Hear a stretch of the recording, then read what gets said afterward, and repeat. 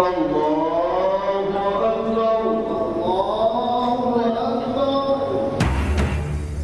উম্মার মঙ্গল কামনায় জাতীয় ঈদগাহ সহ সারা দেশে ঈদুল আজহার জামাত।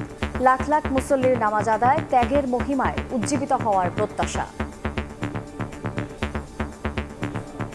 পশুর কুরবানির মাধ্যমে মনের পশুরা কুরবানি করতে যাচ্ছে। অশান্ত পৃথিবীটা যেন শান্ত থাকে। এখন শান্তিতে থাকাটা খুবই দরকার। সারা পৃথিবীর জন্য দোয়া করছে, ফিলিস্তিনিদের জন্য দোয়া করছে। দৃষ্টিভঙ্গিটাকে প্রসারিত করতে হবে দেশের কল্যাণের। আল্লাহর রাস্তায় উৎসর্গ করে দিয়ে আমরা সবাই যেন ভালোভাবে থাকি। ঈদ শুভেচ্ছা বিনিময় করেছেন রাষ্ট্রপতি মোহাম্মদ শাহাবুদ্দিন। গণভবনে প্রধানমন্ত্রীকে শুভেচ্ছা জানালেন আওয়ামী লীগ নেতারা।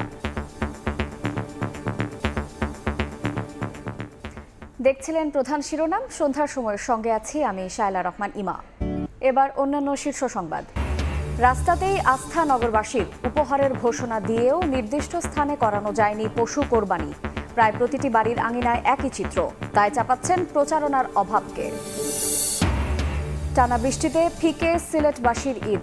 জলাবদ্ধ নগর, পানি ঢুকেছে ওসমানী মেডিকেল কলেজ হাসপাতালে।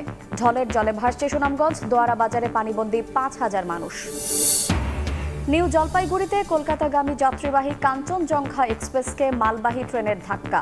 ৮ জনের মৃত্যু, আহত অন্তত ৫০। সিগন্যাল সমস্যার কারণে দুর্ঘটনা।